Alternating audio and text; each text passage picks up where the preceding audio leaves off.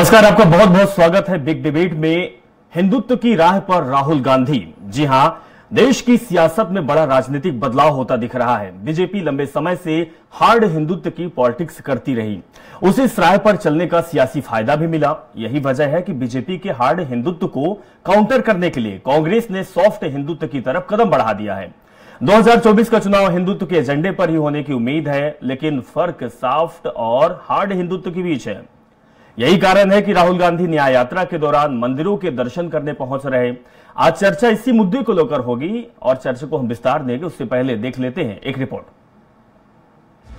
साल 2024 के पहली हाफ में लोकसभा चुनाव होने हैं और सियासी दलों ने इसके लिए अपनी अपनी गोटी सेट करने की कवायद शुरू कर दी है। कांग्रेस के लिए हिंदी बेल्ट, खासकर यूपी और बिहार जैसे राज्यों में मंडल बनाम कमंडल यानी कि राम मंदिर की लहर की काट तलाशने के लिए चुनौती होगी। भारत न्याय यात्रा नाम को इस बात का इशारा माना जा रहा है कि कांग्रेस का जोर जातीय, खासकर ओबीसी पॉलिटिक्स को धार देने की रणनीति पर होगा। कांग्रेस की रणनीति पर अब कमंडल की काट के लिए जातीय वोट बैंक में आधार तलाशने की हो सकती है और यही कारण है कि राहुल गांधी अब सॉफ्ट हिंदुत्व की तरफ चल पड़े हैं। इसका जीता जागता उदाहरण राहुल गांधी के उज्जैन मंदिर जाने को लेकर माना जा रहा है। क्या लगता है कितना असर होगा इस भारत जोड़ो न्याय यात्रा का? जितना जनसंपर्क हो रहा है ये किसी और कार्यक्रम में संभव नहीं है। लेकिन कमलनाथ जी जो जनसंपर्क आप बता रहे हैं, जो आप भीड़ बता रहे हैं, भीड़ तो जुटती है लेकिन उसका परिणाम देखने को नहीं मिलता है। चुनाव के समय मिलता है, जरूर चुनाव के समय बहुत करारी हार हुई कांग्रेस की। चुनाव के समय नहीं मिलता है देखने को, नहीं मिलता है, जरूर मिलता है। रामलला की प्राण प्रतिष्ठा समारोह का न्योता ठुकराने वाली कांग्रेस बीजेपी के निशाने पर है। कांग्रेस के सीनियर लीडर्स ने यह फैसला अच्छा किया या बुरा, ये अभी कांग्रेस को समझना बाकी है। लेकिन कांग्रेस के सीनियर लीडर राहुल गांधी हिंदुत्व की उस राह पर हैं जिससे बीते दिनों कांग्रेस किनारा करती नजर आई। राहुल गांधी अपनी न्याय यात्रा के दौरान रास्ते में पड़ने वाले मंदिरों में पूजा अर्चना करके सॉफ्ट हिंदुत्व का अपना जाना पहचाना संदेश दे रहे हैं। अब इससे कांग्रेस को क्या और कितना फायदा होगा, ये आने वाले वक्त में पता चलेगा। लेकिन फिलहाल राहुल की यात्रा और सॉफ्ट हिंदुत्व का संदेश जारी है। उनके शासनकाल में कांग्रेस ने बहुत लंबा सफर अदा किया है, लेकिन चुनाव की बेला में भी अगर कोई अपने दल का विचार न करते हुए किस तरह से समय जाया करता तो ये उनका विषय हो सकता है। मैं इस पर क्या टिप्पणी करूंगा, लेकिन देव दर्शन करने की नगरी है उज्जैन, वो भगवान के दर्शन अच्छे से कर ले। मैं यही उनको शुभकामना देता हूँ। मध्य प्रदेश की धरती पर भगवान उनको सद्बुद्धि दे। बहरहाल मध्य प्रदेश लोकसभा मुहाने पर है। ऐसे में बीजेपी और कांग्रेस चुनाव में ज्यादा सीटें पाने के लिए किसी भी तरह का मौका नहीं छोड़ना चाहते हैं। ऐसे में कांग्रेस की कोशिश है कि सॉफ्ट हिंदुत्व के सारे चुनावी बेतरणी पार करें। ये कांग्रेस की कोशिश है कि ऐसे में देखने वाली बात ये होगी कि आने वाले समय में राहुल गांधी की यह कोशिश कितनी कारगर साबित होती है। सलमान खान, स्वराज एक्सप्रेस।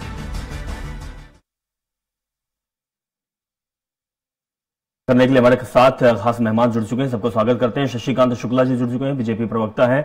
शशिकांत जी, आपका बहुत बहुत स्वागत है। आनंद तारण जी जुड़े हुए हैं, कांग्रेस के प्रवक्ता हैं। आनंद तारण जी, आपका भी बहुत बहुत स्वागत है। केएस शाइनी जी हमारे साथ जुड़ गई हैं, वरिष्ठ पत्रकार हैं। शाइनी मैम, आपका भी बहुत बहुत स्वागत है। तो आज हम बात करेंगे कि जिस तरीके से देश में हिंदुत्व को लेकर कार्ड खेला जा रहा है, चाहे वो भारतीय जनता पार्टी हो, चाहे वो कांग्रेस पार्टी इस समय हिंदुत्व को लेकर लगातार चल रही है। राहुल गांधी की आज की हमने तस्वीर देखी है, उज्जैन की तस्वीर थी, महाकाल के दर्शन के लिए गए हुए थे। इससे पहले कल की तस्वीर हमने देखी है, भारतीय जनता पार्टी के जो दिग्गज नेता थे या कहे कि सरकार के जो मंत्रिमंडल, मुख्यमंत्री राम के दरबार में पहुंचे हुए थे। क्या 2024 लोकसभा चुनाव इसी मुद्दे पर होगा? क्या soft Hindutva versus hard Hindutva का मुद्दा उठेगा? इसी विषय पर बात करेंगे। सबसे पहले हम कांग्रेस के पास जाएंगे। आनंद तारण जी, आपसे जानना चाहेंगे, राहुल गांधी उज्जैन में महाकाल के दरबार में पहुंचे हुए हैं, वही राहुल गांधी जो लगातार अलग अलग मुद्दों पर बातचीत करते थे, लेकिन इस समय राह पकड़ लिए हैं बीजेपी वाली।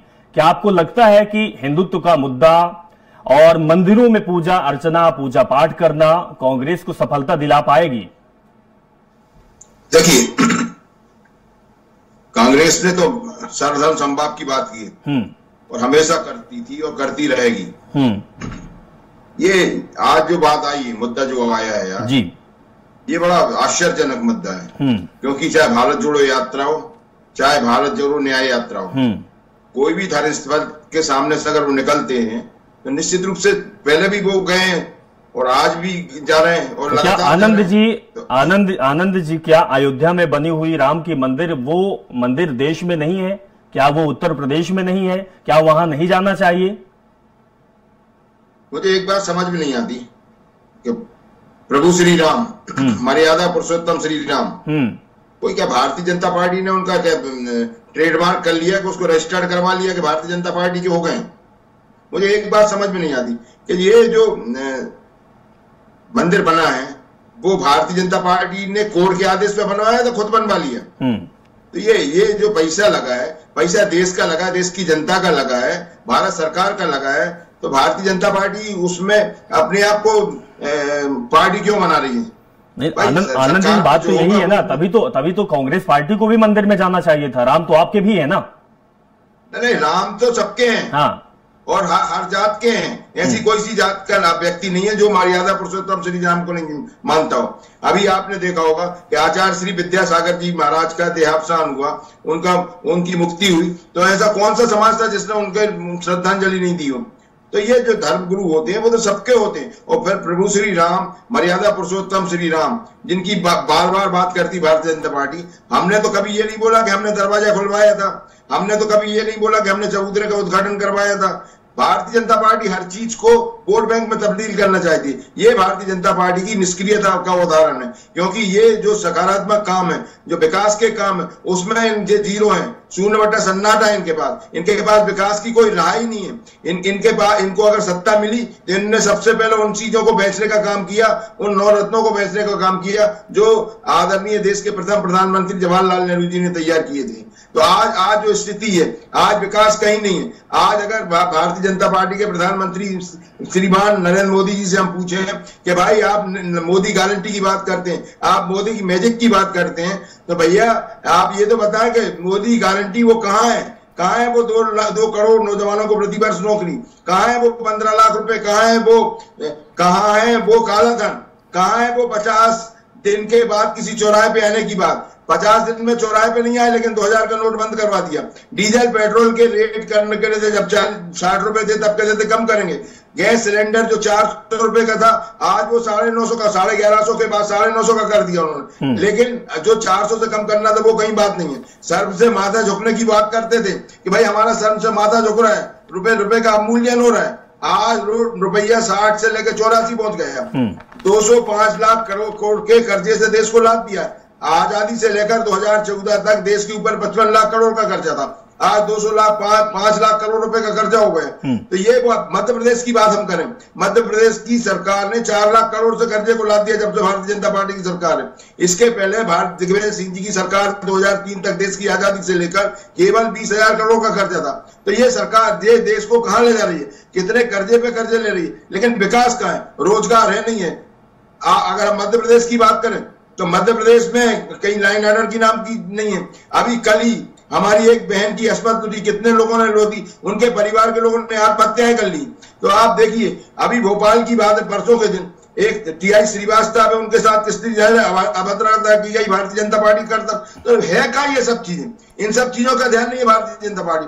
केवल खेल खेलती धर्म के नाम पर, केवल खेल खेलती सांप्रदायिक सबके हैं। और मर्यादा पुरुषोत्तम ने जो उपदेश दिए उन उपदेशों को भारतीय जनता पार्टी। ठीक है आनंद जी, आप इतने आरोप लगा रहे हैं कि कुछ काम नहीं हुआ है, शून्य बटे सन्नाटा। आनंद जी, शून्य बटे सन्नाटा है, सरकार ने कुछ काम नहीं किया, बेरोजगारी है, धरना है, बहुत सारी चीजें चल रही है। तो भारतीय जनता पार्टी आंकड़े कहां से लाती है? भारतीय जनता पार्टी जो दिखाती है कि देश में, प्रदेश में सब कुछ अच्छा है, कहां से आंकड़े आ जाते हैं? कौन ये बताने वाले लोग होते हैं? शशिकांत शुक्ला जी आपसे जानना चाहेंगे। शशिकांत जी, देश में और प्रदेश में महंगाई लगातार बढ़ती जा रही है, बेरोजगारी भी है, हम धरना प्रदर्शन भी देख रहे हैं, छात्राओं का उग्र आंदोलन भी देख रहे हैं, पुलिस और पटवारी में जो भर्ती हुआ है घोटाले भी हमने देखे हैं, और स्वास्थ्य कर्मी जो हैं वो लगातार नियमितीकरण की मांग भी कर रहे हैं, वो भी धरने पर बैठे हुए हैं। क्या आपको लगता है कि ये सब मुद्दे को छोड़कर राम का सहारा आपको 400 पार लेके जाएगा? चलिए, तो शशिकांत अभी हमारे साथ नहीं जुड़े हुए हैं। शालिनी जी, आपके पास आऊंगा। शालिनी जी, क्या लगता है जिस तरीके से कांग्रेस और बीजेपी दोनों हिंदुत्व का कार्ड खेल रही है, क्या ये सफलता दिला पाएंगी? क्या सिर्फ इसी से प्रदेश का विकास होगा? क्या इसी से लोकसभा चुनाव होगा? नहीं, बिल्कुल। देखिए, जहाँ तक हिंदुत्व का कार्ड है तो मुझे लगता है कि मैं इससे सहमत नहीं हूँ कि राहुल गांधी के एक मंदिर में जाने से हम ये मान लें कि कांग्रेस जो है वो सॉफ्ट हिंदुत्व की तरफ जा रही है। इसमें पहले जो 2019 का चुनाव था तो उसमें मुझे लगता है राहुल गांधी का ज़्यादा विजिट हुआ है और एक जो बयान थे वो हिंदुत्व के, सॉफ्ट हिंदुत्व का एक वो दे रहा था। लेकिन इस बार जो है बहुत स्ट्रांग मैसेज कांग्रेस दे रही है कि वो इस तरह के हिंदुत्व के कार्ड पे नहीं खेलेगी। जो आज भी एक स्टेटमेंट आया, उन्होंने कहा कि जय श्री राम बोलो और भूखे मर जाओ, सरवाइव करने के लिए परेशानी है लोगों को, और श्री राम बोलते रहेंगे। तो ये मुझे नहीं लगता कहीं से भी राहुल गांधी की या कांग्रेस का इस तरह से स्ट्रैटेजी है। और आपने देखा होगा डीएमके के जिस तरह स्टेटमेंट्स आए हैं और अन्य पार्टी जो है कांग्रेस से जो अलायंस में है, इंडिया अलायंस में है, तो उनके भी कई इस तरह के स्टेटमेंट्स आए हैं जो कि सॉफ्ट हिंदुत्व का तो मेरे को बिल्कुल भी नहीं लगता। ये एक स्ट्रॉन्ग मैसेज देना चाह रहे हैं कंट्री को कि मतलब एक लिबरल व्यू रहेगा, एक प्रोग्रेसिव कंट्री में जो है बाकी मुद्दों पे चुनाव लड़ा जाएगा, ना कि हिंदुत्व या अलग जातिवाद। ज्यादा से ज्यादा कांग्रेस जो कर रही है वो ओबीसी कार्ड और जाति के आधार पर सेंसस की मांग कर रही है, और ये मुझे लगता है कि ज्यादा प्रोमिनेंट इशू बनेगा। लेकिन इस मुद्दे को लेकर भारतीय जनता पार्टी कुछ बोल नहीं रही है। दूसरी बात, आपने जो कहा शालिनी जी कि लगता नहीं है कि हिंदुत्व का कार्ड खेल रही है कांग्रेस पार्टी, लेकिन अब मुसलमानों पे बयानबाजी करने से परहेज भी तो कर रही है कांग्रेस पार्टी, जो लगातार मुखर होती थी, मुसलमानों की बात करती थी।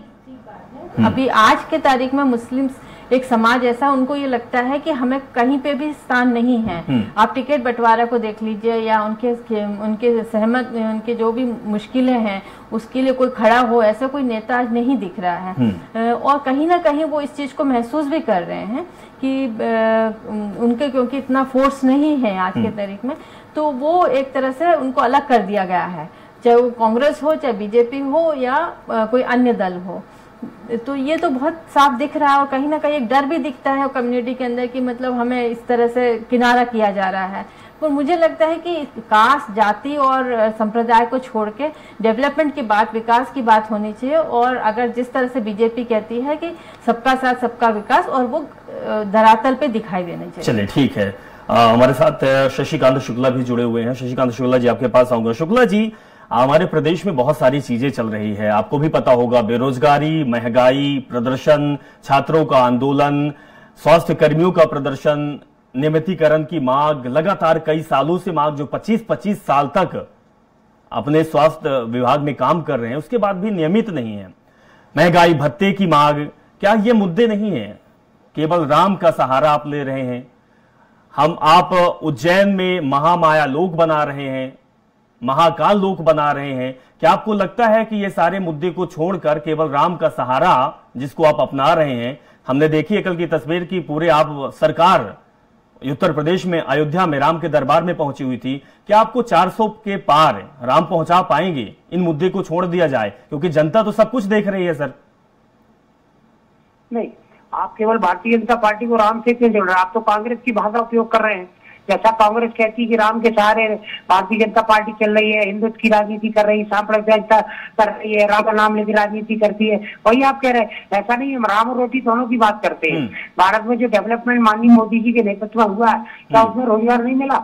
हमने दुनिया में भी आप देखें, अमेरिका में, फ्रांस में, ब्रिटेन में जो महंगाई की दर है और हिंदुस्तान में महंगाई का रेशो है, प्रतिशत है, तो कितना है? नहीं तो शुक्ला जी ठीक आप बोल रहे हैं, आप फ्रांस, जर्मनी, इंग्लैंड और अमेरिका की बात करते हैं, तो ये बताइए, मैं आपसे यही पूछ रहा हूं कि जो छात्र बेरोजगार हैं, जो भोपाल की गलियों में प्रदर्शन करते हैं, अलग अलग जिलों में है, जो धरना दे रहे हैं, जो लोग अपनी नियमितीकरण की मांग कर रहे हैं, क्या ये अमेरिका से आए हुए हैं? क्या ये मध्य प्रदेश के नहीं है? क्या हमारे देश के नहीं है? भविष्य की हमको चिंता है, और छात्रों को रोजगार देने का लगातार काम। कौन सी चिंता है सर? कितने सालों से धरना दे रहे हैं, आपको पता है? लगातार 20 साल से आप सरकार चला रहे हैं, 10 साल से केंद्र में आप सरकार में हैं, कितने साल लगेगा? कांग्रेस का प्रश्न क्यों नहीं करते कि बेरोजगारी क्यों नहीं खत्म कर दी कांग्रेस ने? सर उन्होंने नहीं किया तो विपक्ष में बैठे हुए हैं। शुक्ला जी, उन्होंने ये काम नहीं किया तो विपक्ष में बैठे हुए हैं। आप क्या चाहते हैं? आप तो सरकार में है ना। हम बेरोजगारों के साथ हैं, तो उनको रोजगार दिया जाएगा। सरकार जैसे जैसे डेवलपमेंट होगा, जैसे जैसे सरकार आगे बढ़ेगी, हम बेरोजगारों को रोजगार देंगे। कब देंगे सर? बिल्कुल दे रहे हैं और देंगे। हिंदुस्तान के कोने कोने पे इंडस्ट्रियलाइजेशन हो रहा है, तमाम प्रकार की कंस्ट्रक्शन हो रहा है, डेवलपमेंट हो रहा है, हर चीज में रोजगार उत्पन्न हो रहा है। नहीं सर, मैं देख रहा हूँ, हम सब देख रहे हैं, हम सब देख रहे हैं कि देश में विकास हो रहा है, गति भी पकड़ रहे हैं, भरे पड़े हमारे नौजवानों से। लेकिन सर ये जो लोग धरने पर बैठे हुए हैं, जो कई सालों से मांग कर रहे हैं, जो आंदोलन कर रहे हैं, ये कौन से लोग हैं? इनको न्याय क्यों नहीं मिल रहा? ये आपको कह रहे हैं को बाहर से आए और कौन से लोग हमसे अलग करने का प्रयास क्यों कर रहे हैं? तो हमारे लोग, हमारे नौजवान हैं, उनकी पीड़ा हम समझते हैं और उनकी कोई जायज मांगे हैं मुझे सक्षम होगा, सरकार बिल्कुल पूरा करेगी, उनके रोजगार की चिंता करेगी, उनके जीवन की चिंता करेगी। ठीक है, अनंत तारण जी आपसे सवाल लेते हैं। जातिगत जनगणना की मांग जो है वो लगातार राहुल गांधी कर रहे हैं। आपकी जब सरकार केंद्र में थी, मनमोहन सिंह जब प्रधानमंत्री थे, तब भी जातिगत जनगणना हुई थी, लेकिन रिपोर्ट बाहर नहीं आई, ना तो आपके सरकार में आई और ना ही 2014 के बाद जब से प्रधानमंत्री मोदी बने बीजेपी की सरकार ने, तब भी नहीं आई। क्या आपको लगता है कि ये जो मुद्दा है ये लोगों तक पहुंचेगा, लोगों के जहन में उतरेगा, या फिर हवाई में उड़ जाएगा? देखिए, लगातार पिछले 3-4 सालों से जातिगत जनगणना का मामला उठ रहा है और निश्चित रूप से कांग्रेस की सरकार बनेगी तो इन सब चीजों को लेके आएगी। देखिए, बेरोजगारी आज सर चढ़ के बोल रही है। शशिकांत शुक्ला जी भारतीय जनता पार्टी के प्रवक्ता के रूप में बोल रहे हैं, अरे भाई वो कह रहे हैं रोजगार देंगे। 20 साल से सरकार में कब देंगे रोजगार? आज हमारा अन्नदाता परेशान है। सुन ले, आपकी बात सुन ली मैंने, शांति रखें जरा। कांग्रेस की बात ना करें, अभी अपनी बात करें। 20 साल से सरकार में और अगर सारी जिम्मेदारी हमारे सर पे क्यों पड़ जाएगी? हम तो भरसक प्रयास कर रहे हैं मध्य प्रदेश और देश के विकास का। अरे भैया, 20 साल से सरकार में हो, 4 लाख करोड़ के कर्जे से मध्य प्रदेश को लाभ दिया है। कांग्रेस की सरकार थी, केवल 20,000 करोड़ था।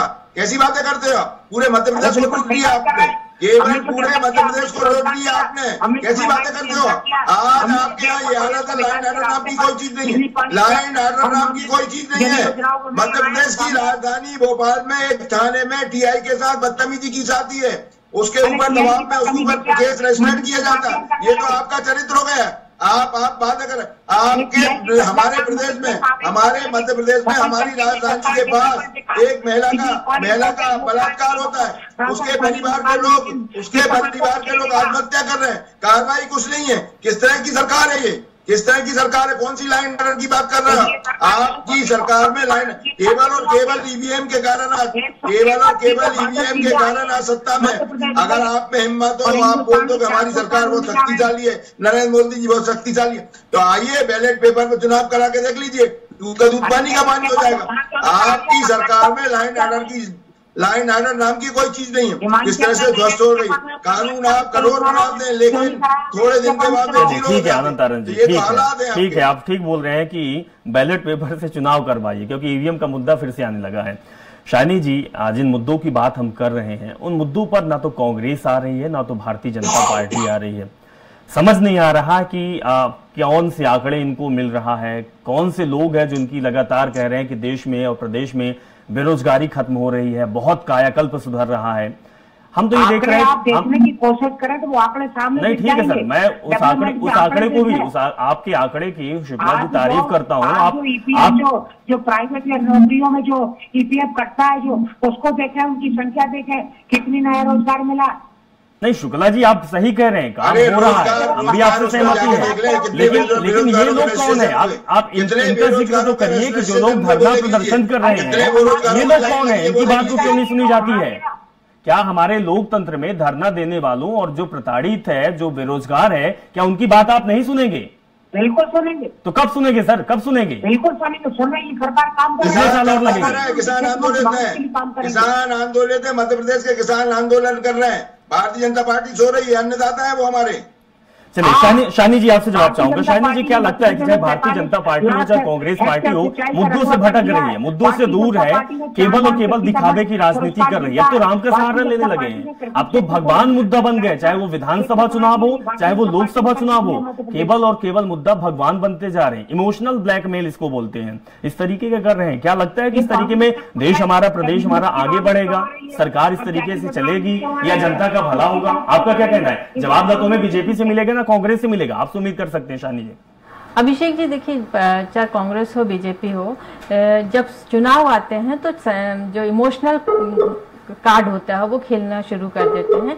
जो मुद्दे हैं, जो जनता के मुद्दे हैं, वो कहीं ना कहीं पीछे रह जाते हैं। जैसे आपने कहा बेरोजगारी आज चरम पर है, ठीक है, रोजगार मिल रहे हैं लोगों को, ऐसा नहीं है कि रोजगार नहीं मिल रहे, पर जिस तरह से लोग पहले जनसंख्या बेरोजगारी कितनी थी, अब जनसंख्या बेरोजगारी कितनी है, चरम पर कैसे कह सकते हैं आप? जी जी बिल्कुल, आपसे आपकी बात से सहमत हूँ कि लोगों को रोजगार, अरे भैया ऊँट के मुंह में जीरा दे रहा हो, ऊँट के मुंह में जीरा दे रहा हो, उसमें बेरोजगारों को जो रोजगार मिलना चाहिए, उसमें भी भ्रष्टाचार चल रहा है। आनंद जी शानी जी की बात सुनिए। आनंद जी, शायद आपके लिए कोई शब्द अमृत का काम करे। आनंद जी, कितने लोगों को रोजगार दिया आपने?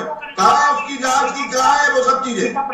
जी शानी जी, अपनी बात रखिए। जी, आपको कांग्रेस में क्षमता करती रोजगार जो है, जो मिल रहे हैं वो बहुत कम है। जिस हिसाब से जो प्रोपोर्शन में स्टूडेंट्स निकल के आ रहे हैं, जो पढ़े लिखे नौजवान हैं, उनकी संख्या बहुत ज्यादा है और उस प्रोपोर्शन में नौकरियां नहीं निकल रही हैं, जिसकी वजह से आज समस्या हो रही है। और बेरोजगार एक बहुत बड़ा समस्या है अपने देश में, और उसको हम ये नकार नहीं सकते हैं, कोई भी इसको अनदेखा नहीं कर सकते। जिस चीज को सभी पार्टीज को इस पे ध्यान देना चाहिए और किस तरह से इससे छुटकारा मिलेगा, ये तो बैठ के ही तय किया जा सकता है। इसमें इस तरह से बहस से और उससे डिबेट से तो नहीं निकलेगा सोल्यूशन। पर यह है कि पार्टीज जो है चुनाव आते हैं तो इमोशनल कार्ड जरूर खेलते हैं, ताकि जनता के इमीडिएट जो चीजें वर्क करती है। अब बेरोजगार जो है 5 साल 10 साल से की बात कर रही है, तुष्टिकरण की बात कर नहीं सर, शुक्ला जी आप तो खेल ही नहीं रहे, आप किसी को तो पता नहीं कि आप भी खेल रहे हैं। बात कर रहे हैं सर, आप भी खेल रहे हैं और कांग्रेस भी खेल रही है, दोनों एक दूसरे का अनुसरण कर रहे हैं। लगता है कि कौन किससे बेहतर करने की कोशिश करे। जो